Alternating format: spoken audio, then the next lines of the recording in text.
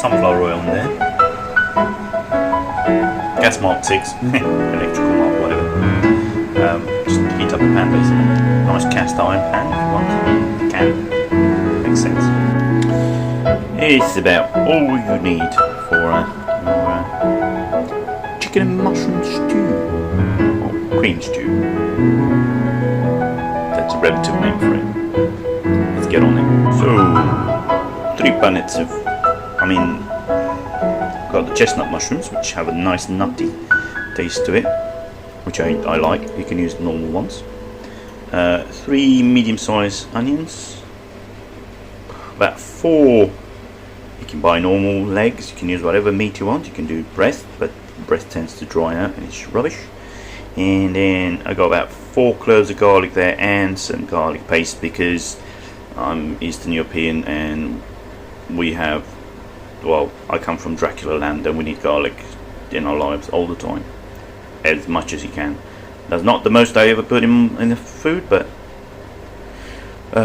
we don't talk about that. Also, the main ingredient, which I forgot to mention, a large single cream. I got here, sorry, I got this one. You can choose whichever one you want. Do single, you can do double, but that'll be too rich. Single I find is quite nice, quite in between, because it's gonna spend some time in there with the mushrooms and chicken. It's gonna thicken up and it's gonna borrow some taste, and it's gonna get out really nicely. Now, next step, out with the chicken. See the brown stuff there? It's flavour.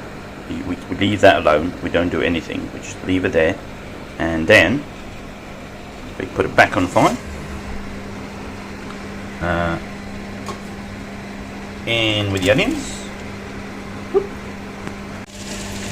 Now with the onions, you don't want to burn them. Just want to sweat him. So I turn the heat down a bit. Just sweat him, making him go a bit translucent. Yes, just sweat him, and once they're nice and soft-ish like this, yeah, not hard like they used to be in the first place, yeah.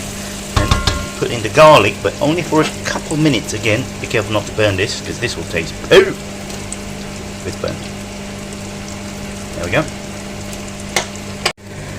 Once you put the garlic in there, can you see it there in the corner? It's not burnt, it's still nice. It gives that a nice smell right now.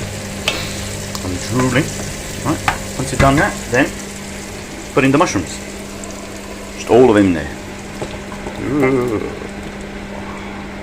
Don't worry about it. They'll shrink. Now you can drop a tiny bit of water in there, just to make sure that the brown bits at the bottom don't burn completely. They're just nice and flavoury. Yeah? Don't worry, that will also go away once we cook it. Also, once the mushrooms have, can you see, they've gone down a bit. Right. Just drop in some garlic paste. You don't want to put it in too early because then you'll burn. And again, you don't want that. You don't want the taste of burnt. Yeah, be hefty with this. Delicious. Right. So once you get to this stage,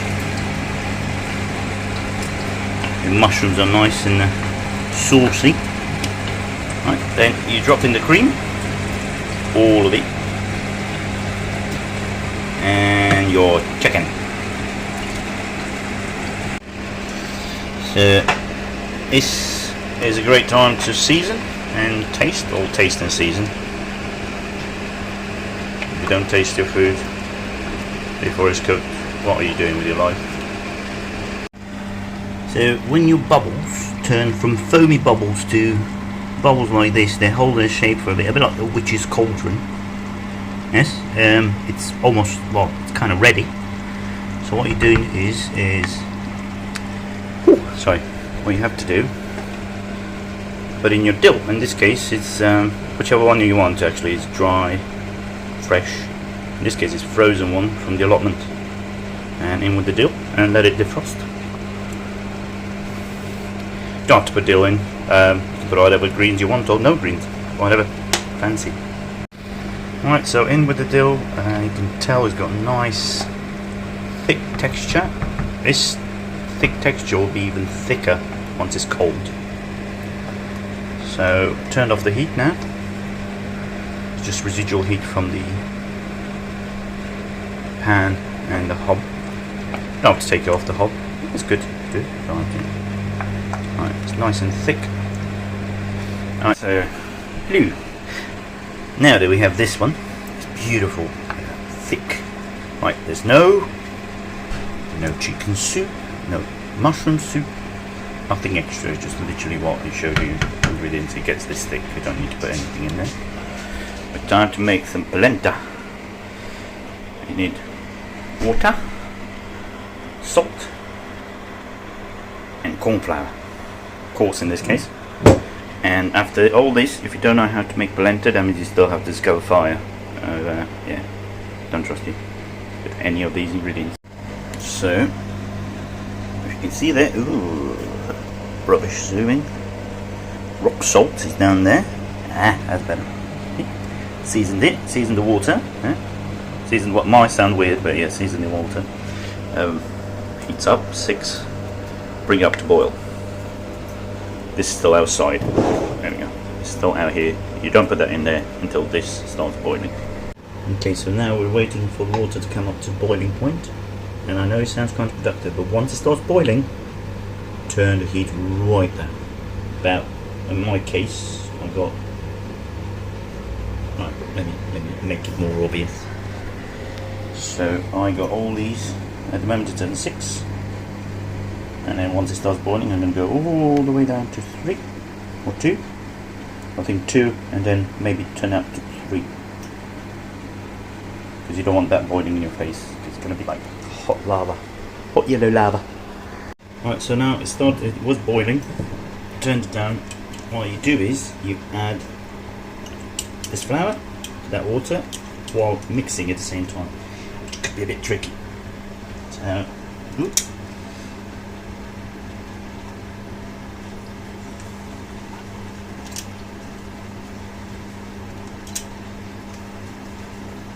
So add gradually while mixing. This way you avoid any clumps forming. And I mean, I can't really tell you how much. Put in as much as you think, or actually until the water turns yellow and thick. Until you see most of the water being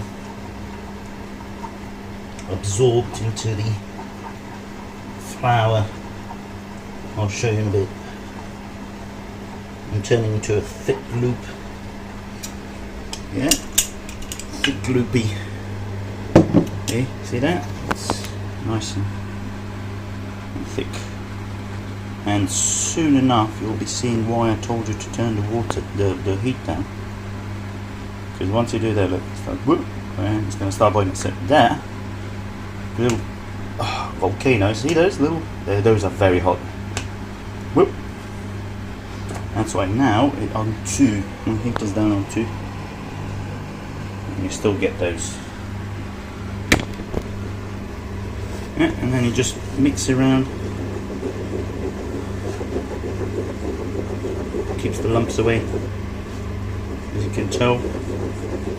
If you're not happy with the texture right now is the good idea to actually chuck in whatever you feel like this needs.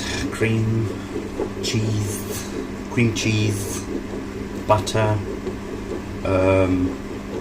Maybe if you feel brave, you can even taste this, see if it's salty enough for you, then add some more salt. But do it while it's still a bit gloopy. And you have to do it really quickly, or else, because as you can tell, it's already started going really thick. Now, I suggest you get one of these for mixing. If you don't have one of these, you can use the end of a spoon, wooden spoon. Don't use anything metal. I don't tend to use anything metal because it tends to interfere with the temperature of stuff. Changes.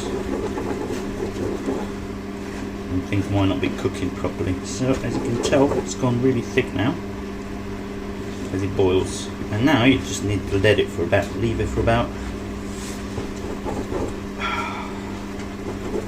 half an hour while you're still mixing around. You don't have to mix it all the way, just mix it around a bit. Yeah.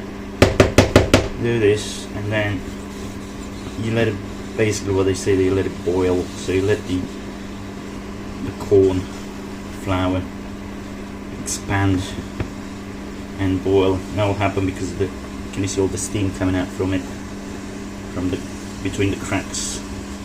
So all the water evaporating out of it, you'll cook the cornmeal out. And that's pretty much it. You just leave it like this, leave it for about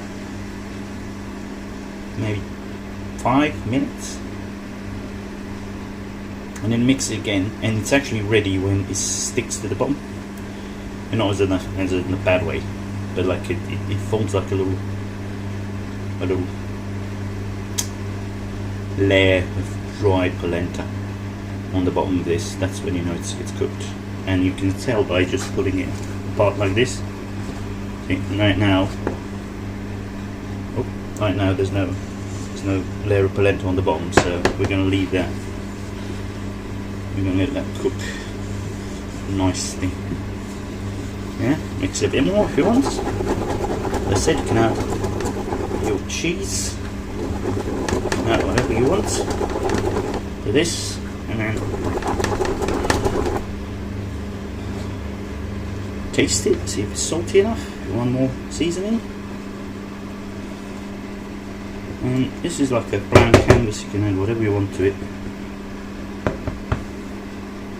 And leave it in. So you can tell there's like a little bit of skin there, and then if you pull this away now, don't know if you can tell, there's a bit of on the bottom there. Yeah, polenta. Yeah, that tells me it's ready. Okay, you do this, bring it close, then you got your wooden chopping board here, and it needs to have one of these, the best ones. They don't blunt your knives or anything. Once you've done that, you shake it around, then you just plonk, and see the polenta skin I was talking about. It's there. That tells me it's done. Now, back where I'm from, normally they put some milk in it and they boil it, and all that comes off, and they do like a little porridge and they eat it, but I'm not that desperate. So now you need to let this cool down a bit if you want. If not, it's quite nice eating it hot as well. So what you do now, you grab a little bowl or a deeper dish. Don't get like a, cause, I mean it's quite creamy, but you want to be able to scoop it up. You get a fork, cut some of this off. Yeah. Chuck in the bowl. There you go. Yeah. There you go. Doesn't need to look pretty. Promise you it's quite tasty. Give it a pull. And then just stew next to it.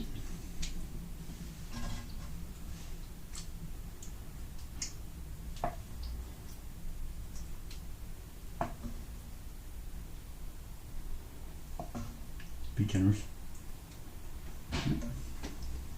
And there we go. Bon appetit. This is amazing. Got the creaminess.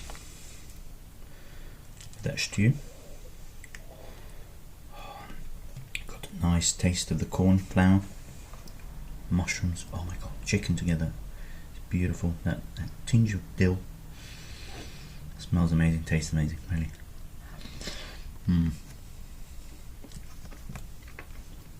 This is mainly an autumn dish because it's when you pick it up. It's when you pick the mushrooms. Mushrooms normally tend to come out in the autumn, and you go and pick them because it's wet and warm and wet sometimes. So that's really lovely, really nice. Oh my god. Very tasty. We don't need any mushroom soup.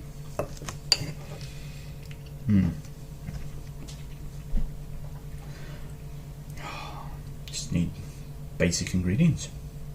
Just what it is. Chicken, mushroom and cream stew. With obviously onions, garlic. But that goes without saying, if you have a dish without onions, don't trust it. Ever.